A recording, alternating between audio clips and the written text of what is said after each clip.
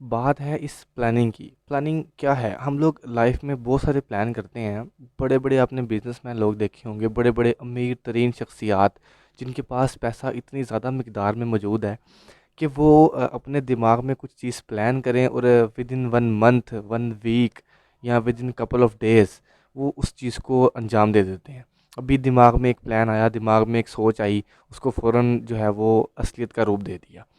اب ہماری پلاننگ میں شامل چیزیں کیا ہوتی ہیں؟ ہم بڑی گاڑیاں بنا لیں، بڑی جائیداد، بڑی پراپرٹی، بڑے بڑے ہم اثاثہ جات بنا لیں کہ جن سے ہم فردر آگے فردر آگے مزید سے مزید تر ہم اسے دولت کما سکیں۔ ہماری پلاننگ میں ایسی چیزیں شامل ہوتی ہیں۔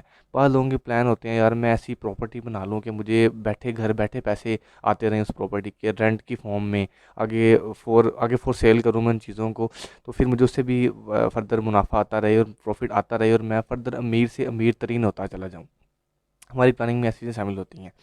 ذرا ایک سیکنڈ کے لیے رکیے اور سوچیے، کیا جو سب سے اہم منصوبہ بندی، سب سے اہم پلاننگ ہونی چاہیے تھی، جو کہ ہماری ہر کسی کی لائف کا ایک حصہ ہے، ایک پارٹ ہے ہم سب کی لائف کا، اس کے لیے پلاننگ ہونی چاہیے یا نہیں ہونی چاہیے؟ میں اصل میں بات کر رہا ہوں یہاں موت کی۔ موت ہر انسان کو آنی ہے، ہر انسان نے موت کا ذائقہ چکھنا ہے۔ تو ہم جب بھی اپنی پلاننگ میں کوئی چیز شامل کرتے ہیں، موت کو ہم سب لوگ، میں بھی شامل ہوں، ہم سب لوگ اپنی موت کو بلا چکے ہیں۔ ہم لوگ اس چیز سے بالکل آزاد ہو چکے ہیں کہ یار ہم نے مرنا بھی ہے۔ ہم اپنی تمام پلاننگ میں یہ چیز شامل کرتے ہیں، میرے پاس گاڑی ہونی چاہیے، میرے پاس وافر مقدار میں پیسہ ہونا چاہیے، میرے پاس زمینیں، میرے پاس گھر، میرے پاس پراپرٹی، میرے پاس دکانیں ایسی ہونی چاہیے، ایسے کاروبار، ایسے ایسے بڑے امپائر ہونے چاہیے کہ مجھے دولت کی کمی نہ آئے، مجھے پیسوں کی کمی نہ آئے۔ لیکن کبھی ہم نے سوچا ہے جب ہم نے اس دنیا فانی سے جانا ہے تو چند گز کی قبر میں ہمیں جب اترنا ہے تو وہاں پہ ہمارا اثاثہ کیا ہونا چاہیے؟ ہم اس اثاثے کے لیے محنت کر رہے ہیں یا نہیں کر رہے؟ وہاں پہ صرف اور صرف ہمارے اعمال کام آنے ہیں۔ یقین کریں، ٹرسٹ می اور نوٹ، لوگوں کو میں نے ایسے ایسے لوگوں کی موت دیکھی ہے، اچانک ہی انسان بات کرتے کرتے گر جاتا ہے، اچانک ایسے حادثات پیش آتے ہیں کہ انسان کہیں چل رہا ہو، چھوٹا سا حادثہ پیش آتا ہے اور انسان اسی ٹائم زندگی کی بازی ہار جاتا ہے۔ انسان اگر کہیں نہ کہیں انسان کوئی پلاننگ کر رہا ہے، کہیں کوئی بات چیت کر رہا ہے، کہیں بڑے بڑے بزنس کو ڈسکس کر رہا ہے، کہیں بڑا کھڑے ہو کے اسپیچ دے رہا ہے، میں نے یقین کریں، جو اچھے لوگ ہیں جو کہ دنیا میں دین پھیلاتے رہے ہیں، میں نے ایسے لوگوں کو بھی دنیا میں اچانک جاتے دیکھا ہے۔ کہیں کوئی بلاسٹ ہوتا ہے، لوگ دنیا چھوڑ کر چلے جاتے ہیں، بڑے بڑے علماء کرام اس دنیا سے چلے جاتے ہیں۔ اب غرض یہ ہے کہ ہم اس دنیا سے جائیں گے تو کیا لے کر جائیں گے؟ ہمارے ساتھ دیکھیں، کفن کی کوئی جیب نہیں ہوتی، اور قبر کے اندر کوئی کسی قسم کی کوئی پراپرٹی آپ کے ساتھ نہیں جائے گی، کوئی اسٹامپ پیپر آپ کے ساتھ نہیں جائیں گے کہ یار یہ ہمارا فلاں جگہ کی رجسٹری ہے، یہ قبر میں دفنا دے، اس بندے کے نام اتنی جائیداد ہے۔ کچھ بھی ایسا نہیں جانا، صرف جانا ہے تو اس کے اعمال جانے ہیں، اخلاق جانا ہے، اس کی نیکیاں جانی ہیں۔ بدیاں جائیں گی اس فارم میں کہ اس کو اس کی سزا ملے گی، بدیاں بھی جائیں گی قبر میں، انڈرسٹوڈ بات ہے۔ نیکی یا بدی قبر میں ساتھ جائے گی، نیکی ہوگی تو انسان بچ جائے گا، اگر بدی ہوگی تو ٹھڈے پڑیں گے خیر قسم کے۔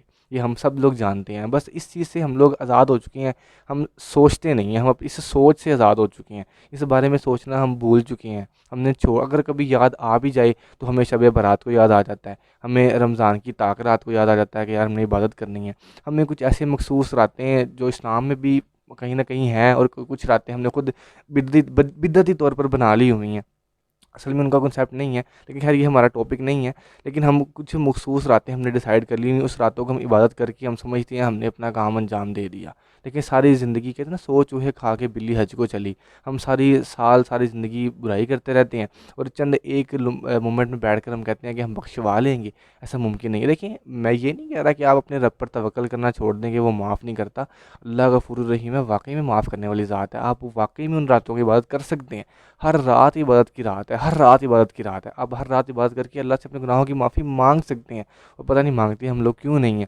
ہم لوگ صرف چند ایک مخصوص راتوں کو، چند ایک مخصوص دنوں کو ہم نے ڈیسائیڈ کر لیا ہوا ہے کہ ہم نے اسی دن ایک دوسرے سے میسیج میں معافی مانگ لینی ہے، یار مجھ سے غلطی ہوگی تو معاف کر دینا، فلاں کو میسیج کر رہے ہیں، فلاں کو میسیج کر رہے ہیں، تو ہم اس طرح سے اپنی بخشش کروانے کی پوری کوشش کرتے ہیں۔ لیکن کچھ چند مخصوص دنوں سے ہماری بخشش ممکن نہیں ہے، یہ میری بات یاد رکھیے گا۔ کیوں؟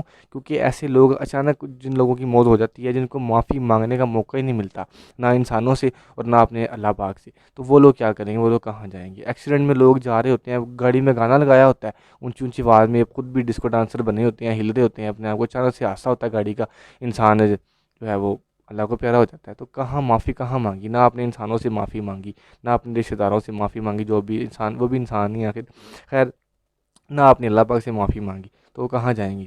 پھر انسان کہاں جائے گا؟ مجھے جواب دیں۔ اسی لیے انسان کو سوچنا چاہیے جو اصل منصوبہ بندی ہے وہ اس دنیا جہانی سے رخصت کرنا اور موت کو اب گلے لگانا ہے، اس کے بارے میں سوچنا ہم سب کے لیے فرض ہے۔